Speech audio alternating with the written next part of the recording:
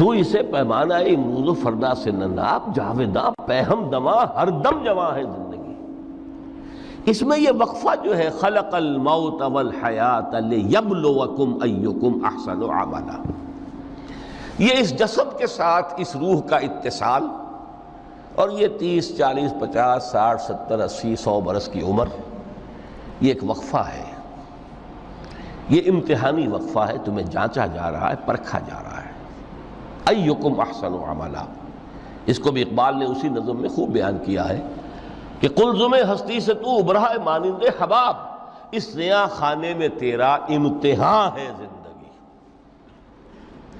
اب اگر تو دو چیزیں انسان پر واضح رہیں، اور نہ صرف واضح رہیں، مستحضر رہیں۔ واضح تو ہو جاتی ہے ایک چیز، پھر آدمی بھول جاتا ہے تو کوئی فائدہ نہیں دیتا اس کے۔ مستحضر ایک یہ کہ اصل زندگی آخرت کی زندگی ہے، طویل ہے۔ بل توسرون الحیات الدنیا والآخرۃ خیر وابقیٰ، کلا بل تحبون العاجلہ وتذرون الآخرہ، تم اس عاجلہ کو پسند کرتے ہو، اس دنیا کی زندگی کو تم ترجیح دیتے ہو، جبکہ آخرت ہے جو باقی رہنے والی ہے، ابدی۔ اگر تو یہ معلوم ہو، جیسا کہ سورہ عنکبوت کی آیت کے حوالے سے میں نے آپ کو آیت سنائی کہ وما هذه الحیات الدنیا الا لہو ولعب وان الدار الاخرۃ لہی الحیوان لو کانوا یعلمون، اصل زندگی جو ہے وہ آخرت کی زندگی ہے، کاش کہ انہیں معلوم ہوتا۔ ایک حقیقت تو یہ معلوم ہو اور مستحضر رہے کہ اصل زندگی آخرت کی زندگی ہے، اور دوسری حقیقت یہ کہ یہ دنیا کی زندگی ایک امتحانی وقفہ ہے۔ قلزم ہستی سے تو ابھرا ہے مانند حباب، اس نیا خانے میں تیرا امتحان ہے زندگی۔ یہ مستحضر رہے تو اس کا نتیجہ کیا نکلے گا؟ انسان دنیا پرست نہیں بنے گا۔ متاع ہے دنیا، برتنے کی چیز ہے۔ وما هذه الحیات الدنیا الا متاع، برتنے کی چیز ہے، برتو اسے۔ اب میں یہاں آپ کو کچھ حدیثیں بھی سنا دینا چاہتا ہوں۔ ایک حدیث میں حضور نے عجیب نقشہ کھینچا ہے، مالی ولی دنیا، لوگوں مجھے تمہاری اس دنیا سے کیا سروکار، انما مثلی کراکب استظل تحت شجرۃ ثم راح فترکھا، میری مثال تو اس سوار کسی ہے جو تھوڑی دیر کے لیے کسی درخت کے سائے میں سستانے کے لیے رک جاتا ہے، وہ اس درخت کو اپنی منزل نہیں سمجھتا، اپنا گھر نہیں سمجھتا، تھوڑی دیر کا سستانا ہے، پھر وہ اس درخت کو خیر بات کہتا ہے، اپنا راستہ لیتا ہے، اپنی منزل کی طرف رواں ہو جاتا ہے۔ بس اتنا تعلق، منزل یاد رہے۔ چنانچہ دوسری بڑی پیاری حدیث ہے، بہت مختصر بھی ہے، انما الدنیا خلقت لکم وانتم خلقتم للآخرہ،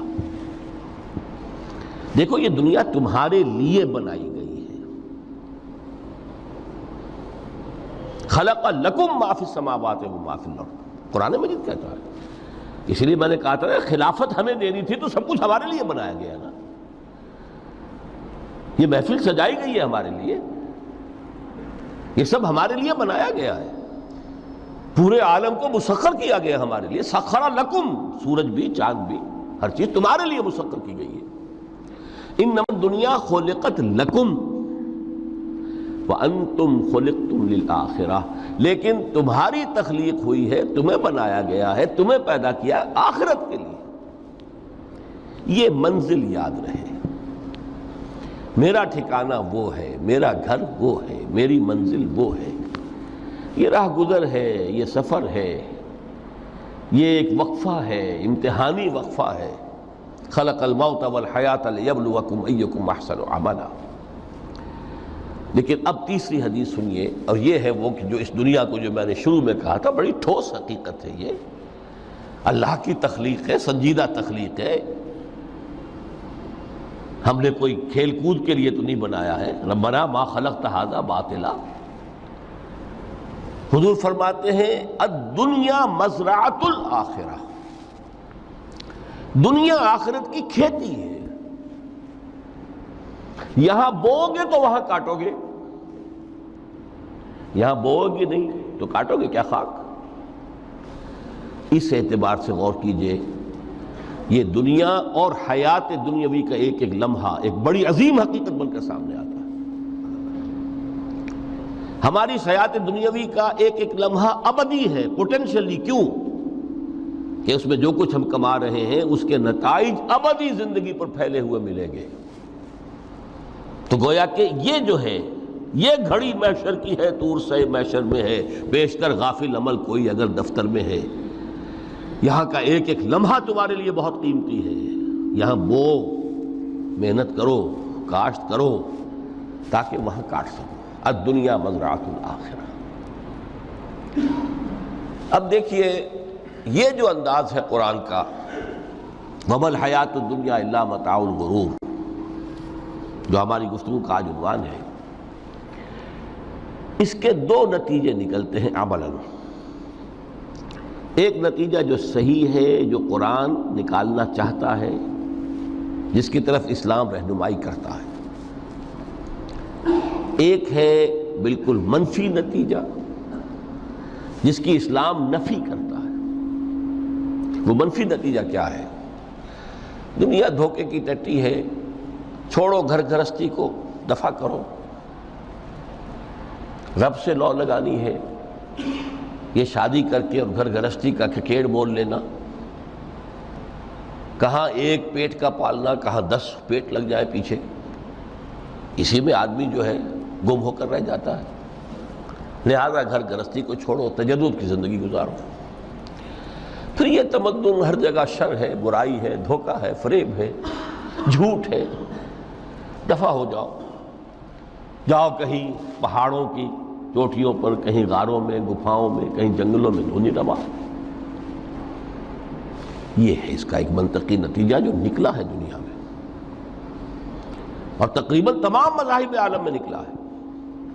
رہبانیت جس کی جس شد و بد کے ساتھ نفی کی ہے محمد رسول اللہ صلی اللہ علیہ وسلم، لا رہبانیت فی الاسلام، اسلام میں کوئی رہبانیت نہیں، نفی ہے، مکمل نفی، لا رہبانیت فی الاسلام۔ فرمایا کہ النکاح من سنتی، یہ میری سنت ہے، میرا طریقہ ہے، گھر گھرستی کی زندگی اختیار کرنا یہ میری سنت ہے۔ 3 صحابہ پر کچھ اسی طرح کا غلبہ ہو گیا تھا۔ صحابہ میں ہر طرح کے لوگ تھے، ان میں وہ لوگ بھی تھے کہ جو بڑے ریشنلسٹ تھے، عقل کے حوالے سے بات سمجھنے والے۔ حضرت عمر کو ہم کہہ سکتے ہیں کہ سر خیل تھے ان کی رضی اللہ تعالیٰ۔ کچھ درویش منش لوگ بھی تھے، کچھ پر یہ تقویٰ کا اور درویشی کا بہت زیادہ غلبہ ہو گیا تھا، مغلوب الحال ہم انہیں کہہ سکتے ہیں۔ حضرت عبداللہ ابن عمرو بن العاص رضی اللہ تعالیٰ عنہما، ایک عجیب سائملٹینیس کنٹراسٹ ہے باپ اور بیٹے میں۔ عمرو بن العاص بہت بڑے سیاستدان، مدبر، عرب نے چوٹی کے جو 3 سیاستدان پیدا کیے ان میں سے ایک عمرو بن العاص ہے، واریر، کانکرر، سیاستدان۔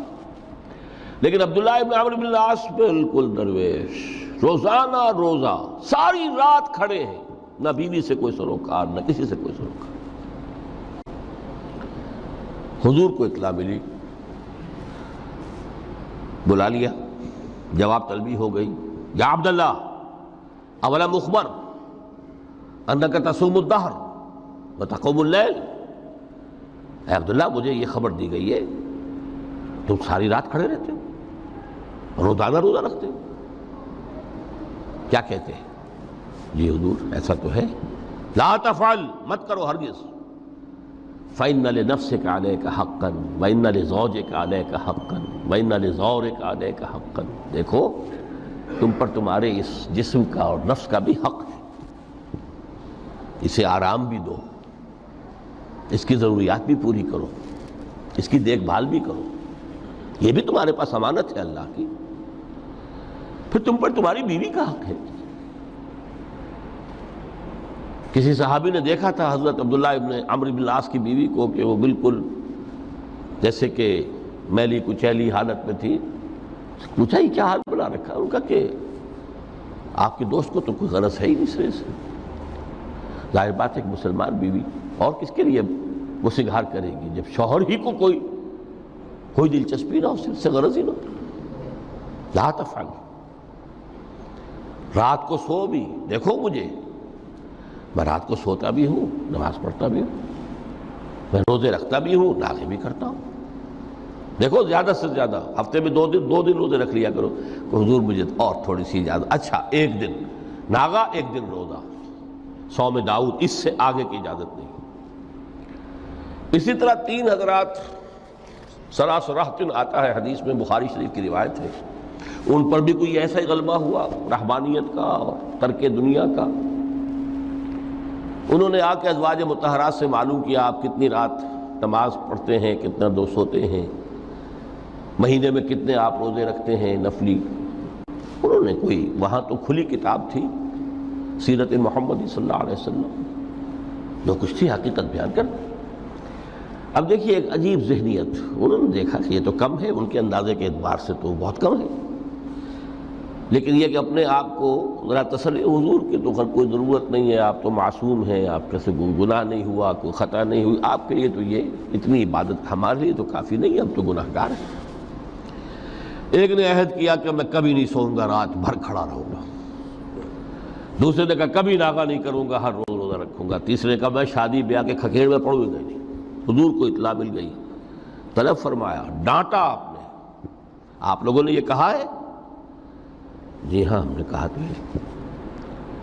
واللہ، خدا کی قسم، میں تم میں سب سے بڑھ کر متقی ہوں، لیکن میں رات کو سوتا بھی ہوں اور نماز بھی پڑھتا ہوں، روزے رکھتا بھی ہوں، نافلے بھی کرتا ہوں. میری گھر گرستی کی زندگی ہے، میری بیویاں ہیں. من رغب عن سنتی فلیس منی، یہ ٹکڑا جو جوڑ دیا جاتا ہے نکاح کے خطبے میں اس حدیث کے ٹکڑے کے ساتھ، یہ 2 علیحدہ حدیث ہے بالکل، النکاح من سنتی، اور یہ ٹکڑا اس طویل حدیث کا ہے، من رغب عن سنتی فلیس منی، جو میری سنت کو پسند نہیں کرتا پھر اس کا مجھ سے کوئی تعلق نہیں. یہ تو میں نے احادیث کے حوالے سے آپ کو وہ جو منفی طرز عمل، گریز، دنیا سے تعلق منقطع کرنا، پسپائی، گریز، فرار، اور اس کا نتیجہ کیا نکلتا ہے کہ دنیا پھر شریروں کے لیے رہ گئی، کھیلیں کودیں عیش کریں. جو سلیم الفطرت نیک لوگ تھے وہ تو گئے، لہذا ان کو اب کوئی روک ٹوک کرنے والا ہی نہیں، کوئی پوچھنے تاشنے والا نہیں. ظالم جو چاہیں ظلم کریں اور جس طرح چاہیں شریر جو ہے شرارتیں کریں. قرآن مجید میں سورہ حدید اس اعتبار سے نہایت عظیم صورت ہے، نہایت عظیم صورت ہے کہ وہاں یہ آیت بھی بہت ہی شاندار انداز میں آئی ہے، متاع الغرور والی، خاصی طویل آیت بن کر آئی ہے. اور جیسا کہ میں نے عرض کیا 4 جگہ تو حیات دنیاوی کو کہا گیا ہے صرف لہو و لعب یا لعب و لہو، لیکن یہاں جو ہے آیت نمبر 20، اعلموا انما الحیات الدنیا لعب و لہو و زینت و تفاخر بینکم و تکاثر فی الاموال والاولاد. 5 الفاظ کے حوالے سے اس حیات دنیاوی کے کچھ حقائق بیان کیے گئے. عام طور پر سرسری طور پر لوگ گزر گئے ہیں. محاورتاً جب بھی آتا ہے معاملہ لہو لعب، لعب و لہو، وہ تو 4 جگہ ہے، یہاں 3 الفاظ مزید آئے ہیں، اور ترکیب کیا، پہلے لعب ہے پھر لہو ہے. سورہ عنکبوت میں لہو و لعب یہ در حقیقت ایک طرح سے محاورے کی شکل اختیار کر گیا، تماشا اور کھیل، لیکن نہیں، یہاں ترتیب کچھ اور ہے. اس پر اگر آپ غور کریں گے تو یہ ایک عجیب سا نقشہ سامنے آتا ہے. حیات دنیاوی کے 5 ادوار، جن میں سے ہر دور میں ایک شے انتہائی اہم ہوتی ہے، توجہ کا مرکز بنی ہوتی ہے. ابتدائی دور ہے، بالکل بچہ بھی ہے، کھیل، بس لائف، اس کے سوا اسے کوئی زندگی سے سروکار ہی نہیں، زندگی کے تلخ حقائق ابھی اسے معلوم نہیں. بھوک لگی تو رو پڑے، ماں نے دودھ پلانا ہے، کھلانا ہے، ان سے تو کچھ نہیں کرنا اس نے، وہ لعب، کھیل. لیکن تھوڑا سا آگے چلتے ہیں، ٹین ایجر سٹیج میں جب داخل ہوتا ہے آدمی تو اب وہ نرا کھیل، معصومانہ کھیل نہیں رہتا، اس میں تلذذ، سینشول گریٹیفیکیشن کا عنصر شامل ہو جاتا ہے۔ اب اس کا کہا لہو، اعلموا انما الحیات الدنیا لعب و لہو۔ ذرا آگے بڑھیے تو انسان پر سب سے زیادہ دھن سوار ہو جاتی ہے، بناؤ سنگھار، میرا لباس فیشن کے مطابق ہو، کہیں ایسا نہ ہو مذاق اڑے۔ اپنے لباس کے بارے میں بہت کانشیس ہوگا، اپنے ہیئر کٹ کے بارے میں بہت کانشیس ہوگا، ہر چیز کے بارے میں بہت کانشیس۔ زینت، بناؤ سنگھار، آرائش، زیبائش۔ اس سے ذرا آگے گئے، تکاثر فی الاموال والانفس تفاخر بینکم۔ یہ سمجھیے کہ تقریباً 30 برس کی عمر جب انسان کی ہوتی ہے، اب فخر، تفاخر، یا دولت پر فخر ہوگا، یا نسب پر فخر ہوگا، یا اپنی کسی سیاسی حیثیت پر فخر ہوگا، اپنی چودراہٹ پر فخر ہوگا۔ تفاخر بینکم، جس میں جان میں چونکہ توانائی ہوتی ہے، قوت ہوتی ہے، لیکن اس کے بعد جب عمر ڈھلی بڑا ریئلسٹک ہو جاتا ہے انسان۔ پھر یہ جو چوتھی سٹیج تھی، اس میں تو یہ کہ مونچھ نیچی نہ ہو، چاہے سب کچھ میں اپنا خرچ کر دوں، داؤ پہ لگا دوں، لیکن مونچھ نیچی نہیں ہوگی۔ آخری سٹیج وہ ہوتی ہے کہ پھر ہوکا لگ جاتا ہے آدمی کو، تکاثر فی الاموال والاولاد، مال اور اولاد کی کثرت کثرت کثرت۔ اب یہ ہوتا ہے کہ مونچھ نیچی کیا، مونڈ بھی دی جائے تو کوئی حرج نہیں، مال آنا چاہیے، ویری ریئلسٹک۔ اور اسی حال میں انسان ہوتا ہے، آخری پارے کی صورت نے پھر اس میں ایڈ کر کے اس کے اوپر مہر لگا دی، الہاکم التکاثر حتی زرتم المقابر۔ یہ تکاثر جو ہے پیچھا نہیں چھوڑتا۔ اتنی دولت بھی ہے کہ آپ کی 10 نسلیں کھا سکے اطمینان سے بیٹھ کر، تب بھی صبر نہیں ہوتا۔ بڑے میاں کی ٹانگیں جو ہیں وہ قبر میں لٹکی ہوئی ہیں، لیکن تکاثر جو ہے، تکاثر مال، وہ پیچھا نہیں چھوڑتا۔ حتی زرتم المقابر، یہاں تک کہ قبروں تک جا پہنچے، قبر میں اتار دیا جائے، جب تک ٹانگیں صرف لٹکی ہوئی ہیں اس وقت تک نہیں۔ اس کے بعد تشبیہ دی ہے کہ یہ حیات دنیاوی کا جو ایک سائیکل ہے، اعلموا انما الحیات الدنیا لعب و لہو و زینت و تفاخر بینکم و تکاثر فی الاموال والاولاد۔ اب اس کو کمپیئر کیا ہے پلانٹ کنگڈم میں جو سائیکل چل رہا ہے۔ یہ ہمارا سائیکل ہے 60-70 برس کا، بچہ پیدا ہوا، خوشیاں منائی گئیں، پھر وہ لڑکپن سے، پھر ٹین ایجر سٹیج سے، پھر جوانی ہے، پھر ادھیڑ عمر ہے، اور پھر بڑھاپا ہے، اور پھر قبر میں اتارا جانا ہے۔ لیکن یہ کہ پلانٹ کنگڈم میں سائیکل چلتی ہے، کمثل غیث اعجب الکفار نباتہ ثم یہیج فتراہ مصفرا ثم یکون حطاما۔ یہ 4 سٹیج ہیں۔ جیسے بارش برستی ہے تو سبزہ نمودار ہوتا ہے، اور کاشتکار کو بڑا اچھا لگتا ہے، اس نے بیج بویا تھا، اس نے محنت کی تھی، اس نے ہل چلایا تھا، اعجب الکفار نباتہ، اس کو بہت اچھا لگتا ہے، دل باغ باغ ہو جاتا ہے۔ جیسے آپ کے ہاں بیٹا ہوا، پوتا ہوا، خوشیاں مناتے ہیں آپ۔ کمثل غیث اعجب الکفار نباتہ ثم یہیج، پھر وہ فصل اپنی پوری قوت کو پہنچتی، فصل لہرا رہی ہے، فتراہ مصفرا، پھر وہ زرد ہو جاتی ہے، وہ ہریاول اب ختم ہوئی، اب فصل پک گئی ہے، اب وہ زردی پر آ گئی ہے۔ ثم یکون حطاما، پھر وقت آتا ہے، اگر وہ خضرو گھاس ہے تو پھر وہ چورا چورا ہو کر پھر وہ مٹی میں مل جاتی ہے، اور اگر فصل ہے تو کھیتی کٹ گئی، اس کے بعد کیا رہ گیا وہاں، وہ چورا ہی رہ جاتا ہے باقی۔ یہ لائف کا سائیکل چل رہا ہے، 3 مہینے کا ہو، 4 مہینے کا ہو، یہ ہے پلانٹ کنگڈم کا، وہ ہے سائیکل انسانی زندگی کا۔ اب فرمائی ٹیپ کی بات جو ہے، وفی الآخرۃ عذاب شدید ومغفرۃ من اللہ ورضوان۔ دیکھو دنیا کی زندگی تو ان سٹیجز سے ہو کر گزر ہی جانی ہے۔ جو پیدا ہوا ہے اس پر بڑھاپا بھی آئے گا، موت بھی آئے گی۔ کل نفس ذائقۃ الموت، جو سورہ آل عمران کی 185ویں آیت کا پہلا جملہ تھا۔ ہر انسان کو جو پیدا ہوا موت آنی ہے۔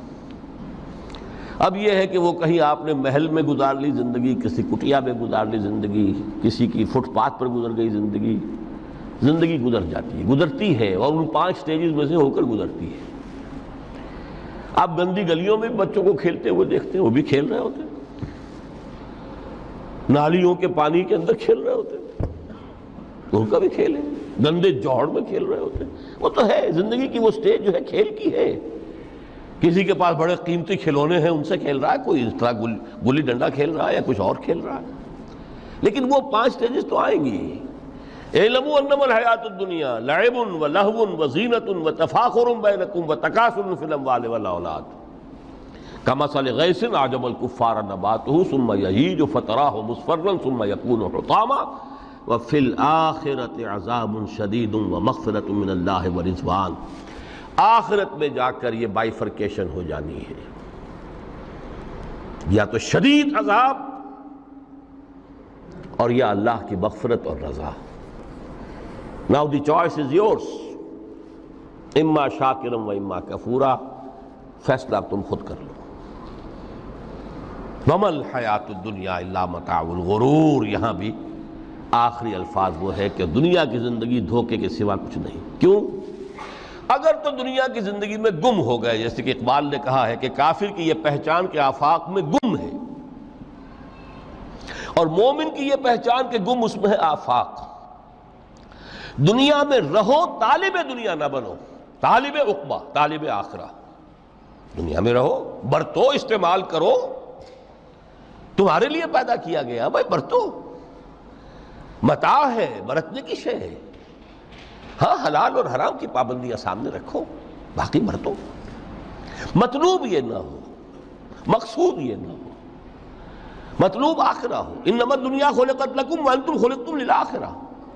منزل وہ رہے، مستحضر رہے، سامنے رہے کہ میں تو اجنبی ہوں، یہاں یہ میرا وطن نہیں ہے۔ الدنیا سجن المومن و جنت الکافر۔ جیسے کسی پرندے کو کسی پنجرے میں بند کر دیا گیا ہو، اس طرح ہمیں اس دنیا میں بھیج دیا گیا، اللہ کی مرضی ہے، اس نے بھیجا ہے۔ جب تک وہ چاہتا ہم رہیں گے یہاں، لیکن ہمارا دل یہاں نہیں لگے گا۔ بازار سے گزرا ہوں، خریدار نہیں ہوں، طالب دنیا نہ ہو، تب تو یہ کوئی دھوکے کا سودا نہیں، وطن نہیں، بالکل نہیں۔ حضور نے خود فرمایا مجھے تمہاری اس دنیا میں سے فلاں فلاں چیزیں بہت پسند ہیں، اور کس قدر ریئلسٹک ہیں۔ آپ نے عورتوں کے بارے میں فرمایا مجھے اس دنیا سے پسند ہے عورت۔ کوئی تصنع اور کوئی بھی تکلف اور کوئی خلاف فطرت بات نہیں کی محمد رسول اللہ صلی اللہ علیہ وسلم۔ آنکھوں کی ٹھنڈک میری نماز میں ہے، مجھے خوشبو پسند ہے، عورت کی طرف بھی آپ کا رجحان تھا۔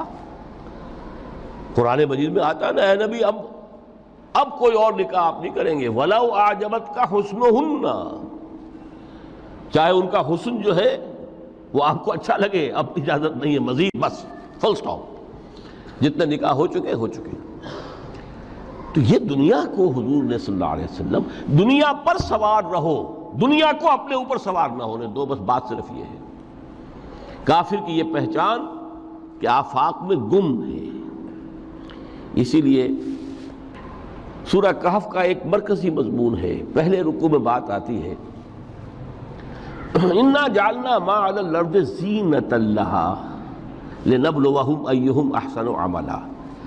ہم نے اس دنیا پر جو کچھ ہے، یہ اسکائی اسکریپرز بن گئے ہمارے زمانے میں، اور یہ شاندار بلڈنگز ہیں، اور یہ کچھ ہے، ہم نے زینت اور زیبائش اور آرائش بنا دیا ہے تاکہ آزمائیں۔ انہی کے حسن کے شکار ہو جاتے ہو اور ان کے پرستار بن کر رہ جاتے ہو۔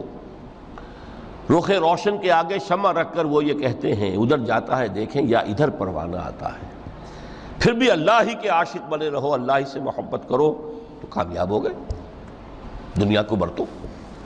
اگر دنیا یہ عروس ہزار داماد جو ہے اگر کہیں یہ محبوبہ بن گئی تو گئے ختم. اچھا دیکھیے اس سورہ حدید میں اب یہ دنیا کی حقیقت کو اس طرح بیان کر کے دو نتیجے جو اس سے نکلتے ہیں ان کو علیحدہ علیحدہ بیان کر دیا. ایک نتیجہ جو میں بیان کر چکا رہبانیت ترک دنیا، اس کی نفی کرتے ہوئے فرمایا وَلَقَدْ أَرْسَلْنَا نُوحًا وَإِبْرَاهِيمَ وَجَعَلْنَا فِي ذُرِّيَّتِهِمَا النُّبُوَّةَ وَالْكِتَابَ فَمِنْهُمْ مُهْتَدٍ وَكَثِيرٌ مِّنْهُمْ فَاسِقُونَ ثُمَّ قَفَّيْنَا عَلَىٰ آثَارِهِمْ بِرُسُلِنَا وَقَفَّيْنَا بِعِيسَى ابْنِ مَرْيَمَ وَآتَيْنَاهُ الْإِنْجِيلَ وَجَعَلْنَا فِي قُلُوبِ الَّذِينَ اتَّبَعُوهُ رَأْفَةً وَرَحْمَةً وَرَهْبَانِيَّةً ابْتَدَعُوهَا مَا كَتَبْنَاهَا عَلَيْهِمْ. اصل مضمون یہ تھا جس کے لیے تمہید اتنی لمبی باندھی. ہم نے نوح کو بھیجا، ابراہیم کو بھیجا، ان کی اولاد میں ہی نبوت اور کتاب رکھ دی، پھر ان کے نقش قدم پر ہم نے اٹھایا عیسیٰ ابن مریم کو، انہیں انجیل دی، اور جو لوگ ان پر ایمان لائے ان کے دلوں میں رحمت اور رافت کے جذبات پیدا کر دیے، انسانی ہمدردی. حضرت عیسیٰ کا جو اپنا مزاج تھا ظاہر بات ہے کہ آپ کے حواریین اور آپ پر ایمان لانے والوں میں اسی کا ایک عکس پیدا ہونا تھا، لہذا وہ ایک خاص کیفیت. لیکن فرمایا ایک شے کو انہوں نے بدعت کے طور پر ایجاد کر لیا، وَرَهْبَانِيَّةً ابْتَدَعُوهَا مَا كَتَبْنَاهَا عَلَيْهِمْ. رہبانیت کی انہوں نے بدعت ایجاد کر لی، یہ انہوں نے کی ہے، ہم نے یہ ان پر فرض نہیں کی تھی. یہ ہے وہ منفی نتیجہ. گریز، خانقاہوں میں جا کر بیٹھ جاؤ، موناسٹسزم، تجرد کی زندگی گزارو. نتیجہ اس کا کیا نکلتا ہے کہ بظاہر راہب اور راہبائیں رہ رہی ہیں اور رہ رہے ہیں، اور اندر جو حرام کاری کے بازار چل رہے ہیں، اور تہخانوں کے اندر حرامی بچوں کی قبروں کے قبرستان بنے ہوئے. ہسٹری آف کرسچین موناسٹسزم پر کتابیں پڑھ لیجیے، خود انہوں نے اپنے سارے جو ہیں بخیے ادھیڑ کر خود رکھ دیے. یہ رہبانیت، یہ اسلام کا راستہ نہیں ہے. احادیث کے حوالے سے میں آپ کے سامنے پہلے بیان کر چکا ہوں. میں بعد میں تھوڑا سا عرض کروں گا کہ ہمارے ہاں بھی یہ رسم کیوں آئی اور کیسے آئی. الحمدللہ اس درجے میں نہیں آئی جس درجے میں کہ کرسچینٹی میں آئی ہے، الحمدللہ ثم الحمدللہ، لیکن کسی درجے میں اگر آئی ہے تو کیوں آئی ہے یہ میں بعد میں عرض کروں گا. لیکن اس کا مل حیات الدنیا الا متاع الغرور کا دوسرا نتیجہ کیا ہے؟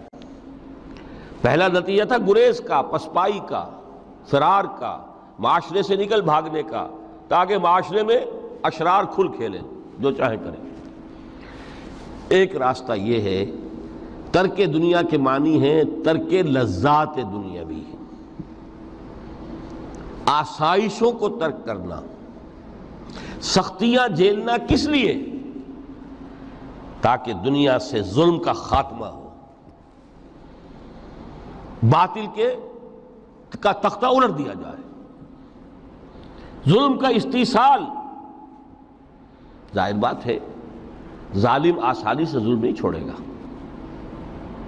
ایکسپلائٹر وعظ و نصیحت سے اپنے ایکسپلائٹیشن سے باز نہیں آئے گا.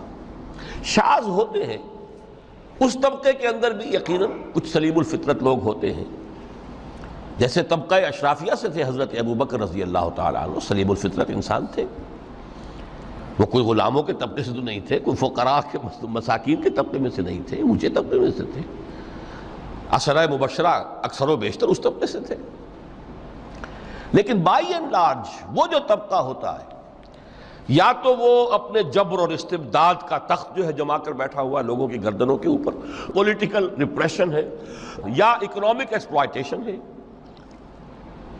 استحصال. محنت لوگ کریں، کھائیں گے ہم، عیش ہم کریں گے. محنت کسان کرے جا کے کھیت میں، ہم لے آئیں گے اپنا حصہ اور عیش کریں گے. یا کوئی سوشل ڈسکریمنیشن ہے، یہ اونچا ہے یہ نیچا ہے، یہ تو پیدا ہی ہوا ہے شودر، یہ اس سے نکل ہی نہیں سکتا، اور یہ پیدا ہوا برہمن، یہ تو اونچا ہے. اس تینوں قسم کے ظلم، اس کا خاتمہ کرنا، اس کے لیے جد و جہد کی ضرورت ہے، جہاد کی ضرورت ہے، قتال کی ضرورت ہے. اور جہاد و قتال آپ نہیں کر سکتے جب تک کہ لذات دنیاوی سے کنارہ کشی نہ کریں، جب تک کہ اپنی بیلٹ کو ٹائٹ نہ کریں، جب تک کہ اپنی ضروریات زندگی کو کم نہ کریں۔ ضروریات زندگی کم کریں گے تو تفریغ الاوقات ہوگا، جو تبلیغی بھائیوں کی اصطلاح ہے بہت اہم، اپنے وقت کو فارغ کر سکیں گے۔ اس وقت کو فارغ کریں گے تو پھر وہ جد و جہد، وہ محنت، وہ جہاد، اس کے لیے آپ کے پاس وقت ہوگا، اس کو آپ لگا سکیں گے۔ پھر اس میں جب سخت سے سخت منزلیں آئیں گی تو اس میں میدان میں مقابلہ بھی ہوگا، جان کی بازی بھی کھیلنی پڑے گی۔ اس میں قید و بند کا وقت بھی آ سکتا ہے۔ 3 برس تک اگر محمد عربی صلی اللہ علیہ وسلم پورے خاندان بنی ہاشم کے ساتھ بدترین اسیری سمجھ لیجئے شیب بنی ہاشم میں جو رہیں، یہاں تو اسیروں کو آپ راشن تو دیتے ہیں، کھانا تو دیتے ہیں، وہاں تو اصل جو ہے وہ تو دونوں طرف سے گھاٹی کا منہ بند کر دیا گیا تھا، سیل تھی کہ کوئی شے جو ہے وہ جانے نہ پائے اندر۔ 3 برس، جس میں کہ وہ وقت بھی آیا ہے کہ سوکھے ہوئے چمڑے ابال ابال کر اس کا پانی جو ہے بلکتے ہوئے بچے، پھول جیسے بچے بنی ہاشم، ان کے حلق میں ٹپکایا گیا ہے، اور کچھ نہیں۔ کچھ تھے لوگ، حکیم بن حزام جیسے رضی اللہ تعالیٰ عنہ، بعد میں ایمان بھی لے آئے۔ حضرت خدیجہ رضی اللہ تعالیٰ عنہ کے چونکہ وہ قریبی رشتہ دار تھے، وہ پہاڑ کو کراس کر کے چوٹی پر سے اتر کر کچھ کبھی کبھی کھانے پینے کی چیز پہنچا دیتے تھے۔ یہ سارے مراحل آئیں گے۔ یہ جو ہے یہ مثبت ہے۔ ترک دنیا وہ نہیں۔ ترک دنیا سے مراد دنیا کی لذتوں سے، دنیا کی آسائشوں سے، ان سے آدمی اپنے آپ کو پیچھے ہٹائے، ان کو چھوڑے، ان کو ترک کرے، تاکہ اپنا وقت، اپنا مال، اپنی صلاحیتیں صرف کر سکے۔ کس کام کے لیے؟ اب اس کے لیے دیکھیے آیت نمبر 25 ہے یہ سورہ حدید کی۔ لَقَدْ أَرْسَلْنَا رُسُلَنَا بِالْبَيِّنَاتِ، ہم نے اپنے رسولوں کو بھیجا واضح چیزوں کے ساتھ۔ بینہ وہ شے جو از خود ظاہر ہو۔ آفتاب آمد، دلیل آفتاب، جب سورج طلوع ہو گیا وہ خود اپنے وجود پر دلیل ہے، اس کے لیے کسی اور اضافی دلیل کی ضرورت نہیں کہ سورج موجود ہے، وہ تو ہے، سب کو نظر آ رہا ہے۔ تو بینات سے مراد معجزے بھی ہیں، اور وہ تعلیم جو ہے بنیادی دین کی کہ جو فطرت انسانی کی جانی پہچانی ہوئی شے ہے، دونوں پر اس کا اطلاق ہو جائے گا۔ لقد ارسلنا رسلنا بالبینات وانزلنا معهم الکتاب والمیزان، اور ہم نے ان کے ساتھ کتاب اتاری، میزان اتاری۔ یہ سب کچھ کس لیے کیا؟ لیقوم الناس بالقسط، تاکہ لوگ عدل پر قائم ہوں۔ یہ ہے سول آبجیکٹو۔ یہ نہیں بس ہماری کتاب پڑھ لیا کرے، ختم قرآن ہو گیا، اللہ اللہ دعا مانگ لی، چھٹی۔ قائم کرو اس کو، وہ میزان عدل نصب کرو، ہر ایک کو وہی تل کر ملے جو اس کا حق ہے، اور ہر ایک سے وہ لیا جائے کہ جو اس کے ذمہ واجب ہے۔ اگر یہ نہیں تو بابا پھر سب کہانیاں ہیں، شریعت اور دین اور نماز اور روزہ اور حج، کوئی حیثیت ان کی نہیں۔ اچھی طرح سن لیجئے میری بات۔ قرآن مجید میں کہلوایا گیا حضور سے، قُلْ يَا أَهْلَ الْكِتَابِ لَسْتُمْ عَلَىٰ شَيْءٍ حَتَّىٰ تُقِيمُوا التَّوْرَاةَ وَالْإِنْجِيلَ وَمَا أُنزِلَ إِلَيْكُم مِّن رَّبِّكُمْ۔ اے نبی ان سے کہہ دیجئے، اے کتاب والو تمہاری کوئی حیثیت ہی نہیں، ہماری نگاہوں میں تمہارا کوئی مقام ہی نہیں، جب تک کہ تم قائم نہیں کرتے تورات کو اور انجیل کو اور جو کچھ کے نازل کیا گیا تمہاری طرف، تمہارے رب کی طرف سے۔ قائم کرو، پھر آؤ ہم سے بات کرو، ہم سے دعا کرو، ورنہ دفع ہو جاؤ۔ Nothing doing. They don't care for you. لستم على شيء حتى تقيموا التوراة والإنجيل وما أنزل إليكم من ربكم۔ اب قانون خداوندی تو بدلتا نہیں ہے، نہ فرام پرسن ٹو پرسن، نہ فرام نیشن ٹو نیشن، نہ فرام امہ ٹو امہ، اٹل ہے۔ وَلَن تَجِدَ لِسُنَّتِ اللَّهِ تَبْدِيلًا وَلَن تَجِدَ لِسُنَّتِ اللَّهِ تَحْوِيلًا۔ سنت اللہ تو ایک ہے۔ اب اس آیت کو ذرا پڑھیے، قُلْ يَا أَهْلَ الْقُرْآنِ لَسْتُمْ عَلَىٰ شَيْءٍ حَتَّىٰ تُقِيمُوا الْقُرْآنَ۔ وما انزل الیکم من ربکم، کہہ دو اے محمد کہ اے قرآن والو تمہاری کوئی حیثیت نہیں ہے ہمارے سامنے جب تک کہ تم قرآن کو قائم نہیں کرو۔ پڑھ لو اور اس کے قرات کے مقابلے منعقد کرا لو اور سونے کے تاروں سے اسے لکھ لو اور اس کو جو چاہو کر لو، کوئی حیثیت نہیں۔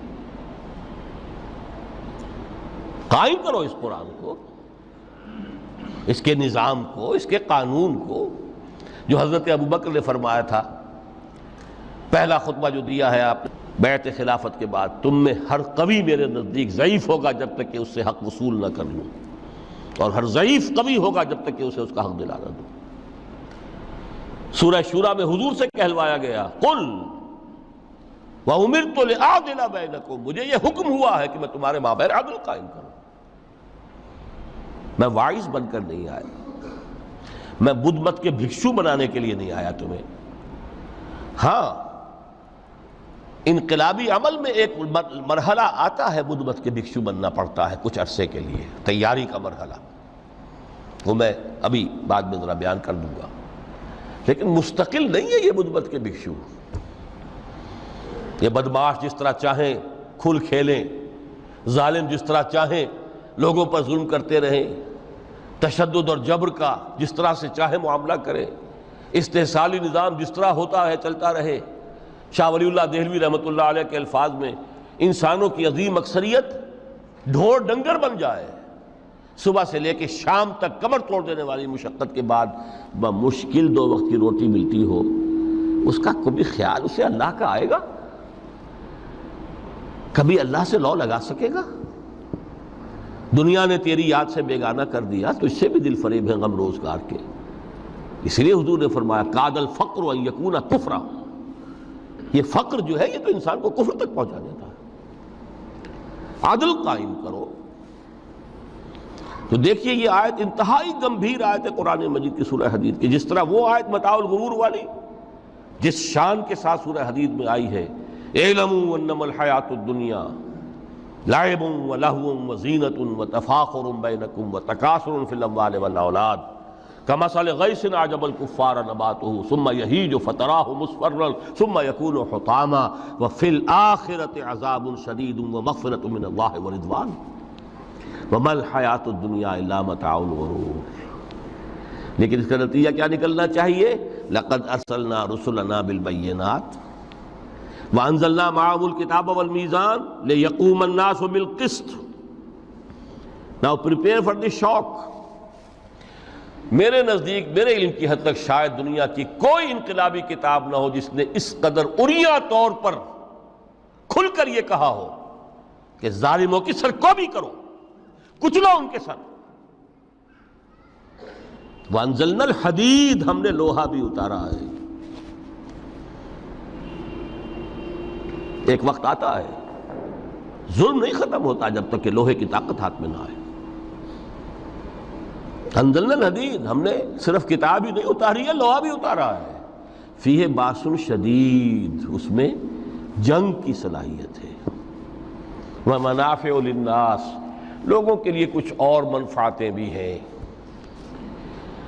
کوئی توا پرات چمٹا یہ بھی بنا لو، ٹھیک ہے، لیکن اصلاً یہ اسلحہ کے لیے۔ وانزلنا الحدید، اسی تو سورہ حدید کا نام حدید ہے۔ فیہ باس شدید ومنافع للناس ولیعلم اللہ من ینصرہ ورسلہ بالغیب، اللہ دیکھنا چاہتا ہے کون ہے اس کے وفادار بندے جو اس لوہے کی طاقت کو ہاتھ میں لے کر مدد کرتے ہیں اس کی اور اس کے رسولوں کی غیب میں ہونے کے باوجود۔ ان اللہ قوی عزیز، ویسے اللہ قوی ہے، عزیز ہے، آنے واحد میں کفر کو ختم کر دے جب چاہے، آنے واحد میں ظالموں کا ظلم جو ہے وہ ختم کر کے رکھ دے، وہ سب کچھ کر سکتا ہے۔ لیکن پھر تمہاری آزمائش کیسے ہوگی؟ کیسے معلوم ہوگا ہوز ہو، کس کا کیا مقام تھا، کس کے پاس کتنا یقین کا سرمایہ تھا، کس کے ایمان کی گہرائی اور گہرائی کا کیا عالم تھا، کس نے ہمارے دین کے لیے کیسی کیسی قربانیاں جھیلی ہیں۔ یہ ہے ترک دنیا جو موسٹ پروفاؤنڈ ہے، نتیجہ خیز ہے۔ خیر کو وجود میں لانے کے لیے ہے، لیکن اس کی مثالیں موجود ہیں۔ حضرت مصعب بن عمیر رضی اللہ تعالی عنہ ایام جاہلیت میں کہا جاتا ہے ان کا جوڑا جو ہے شام سے تیار ہو کر آتا تھا، جیسے کبھی مشہور ہے کہ پنڈت نہرو کا بھی کپڑے سل کر آتے تھے پیرس سے۔ موتی لال نہرو کا بیٹا، اور موتی لال نہرو وہ تھا کہ وائس رائے کی پہلی کار آئی ہے ہندوستان میں تو دوسری کار موتی لال کی آئی، اس کا بیٹا، اس کے کپڑے پیرس سے سل کر آتے تھے۔ مصعب بن عمیر کے کپڑے شام سے تیار ہو کر آتے تھے، اور وہ ہمیشہ عطر میں بسے ہوئے ہوتے تھے۔ جہاں سے گزر گئے معلوم ہوا کہ پوری گلی جو ہے وہ مہک اٹھی، معلوم ہو جائے کہ مصعب گزرا ہے یہاں سے۔ ایمان لائے محمد رسول اللہ پر صلی اللہ علیہ وسلم۔ باپ فوت ہو چکا تھا، اس کی چھوڑی ہوئی دولت تھی، ماں تھی، لیکن وہ خاندان کا نظام، چچا تھا سربراہ، وہ بدترین کافر۔ اس نے پہلے سمجھایا ہوگا 100 طریقے آزما کے، پھر آخری بار اس نے آزمایا کہ جس دولت کے اوپر تم عیش کر رہے ہو یہ تمہارے مشرک باپ کی دولت ہے، نکل جاؤ گھر سے۔ انہوں نے سمجھا تھا جیسے سورہ صافات میں آتا ہے فَأَرَادُوا بِهِ كَيْدًا فَجَعَلْنَاهُمُ الْأَسْفَلِينَ۔ انہوں نے حضرت ابراہیم کے بارے میں سمجھا تھا جب دیکھیں گے کہ آگ تیار ہو رہی ہے اور یہ اس میں مجھے ڈال دیں گے تو سب یہ نشہ حرن ہو جائے گا، یہ توحید وحید سب ہوا ہو جائے گی۔ لیکن ہوا کیا؟ بے خطر کود پڑا آتش نمرود میں عشق، عقل ہے محو تماشائے لبے بام۔ اس نے تو یہ دھمکی دی تھی کہ دن میں تارے نظر آ جائیں گے مصعب کو، ناز و نام میں پلا ہوا انسان، اسے کہہ دیا جا نکل جاؤ گھر سے۔ اٹھ کر چلنے لگے، اس کا تیش جو ہے اور اچھا یہ کپڑے بھی اسی مشرک باپ کے ہیں، اتارو ان سب کو۔ مادر ذات برہنہ ہو کر گھر سے نکلے، مادر ذات۔ پھر وہی ہے کہ جن کے نام قرائے فال بنام من دیوانہ زدند۔ جب بیعت عقبہ اولیٰ ہوئی ہے، لوگوں نے کہا کہ ہمیں کوئی مقری دیجئے قرآن پڑھانے والا جو ہمیں قرآن پڑھائے۔ حضور نے فرمایا جاؤ مصعب۔ وہ مصعب وہاں جا کر مدینے میں المقری بن گئے، جا المقری، وہ آ رہا پڑھانے والا۔ اور 1 سال کی محنت، دعوت اور تبلیغ اور قرآن کے پڑھانے کے نتیجے میں اگلے سال 75 افراد لا کر حضور کی جھولی میں ڈال دی۔ یہ مصعب ہے۔ شہادت ہوئی ہے غزوہ بدر میں۔ ایک مرتبہ اس سے پہلے کا واقعہ بھی ہے کہ حضور مسجد میں تشریف فرما تھے، سامنے سے حضرت مصعب گزرے، ایک پھٹا ہوا سا کمبل جسم کے گرد لپیٹا ہوا تھا۔ حضور کی آنکھوں میں آنسو آ گئے۔ از کجا تاب کجا، یہ دیوانہ جو ہے اللہ کا اور رسول کا اور دین کا کہاں سے کہاں پہنچا ہے۔ غزوہ احد میں علم ان کے ہاتھ میں ہے، جس ہاتھ میں علم ہے وار پڑا، کٹ گیا، دوسرے سے پکڑا، اس کو بھی کٹ گیا، پھر دونوں جتنے بچ گئے تھے حصے ان سے سنبھالا، پھر شہید ہو گئے۔ جسم پر صرف ایک چادر تھی، اوپر سے جسم ننگا تھا، صرف ستر کے لیے چادر۔ دفن کرنے لگے تو مسئلہ ہی پیش آ گیا کہ چونکہ شہید کے تو کفن جو ہے اس کا اپنا جو بھی لباس پہنا ہو شہادت کے وقت، حضور سے کہا گیا کہ حضور مصعب کی چادر تو اتنی چھوٹی ہے کہ سر ڈھانپتے ہیں تو پیر کھل جاتے ہیں، پیر ڈھانپتے ہیں تو سر کھل جاتا ہے۔ فرمایا سر کو چادر سے ڈھانپ دو اور پیروں پر اذخر گھاس لا کر ڈال دو، یہ آخری لباس نصیب ہوا ہے۔ ویر گھنا دے موت نے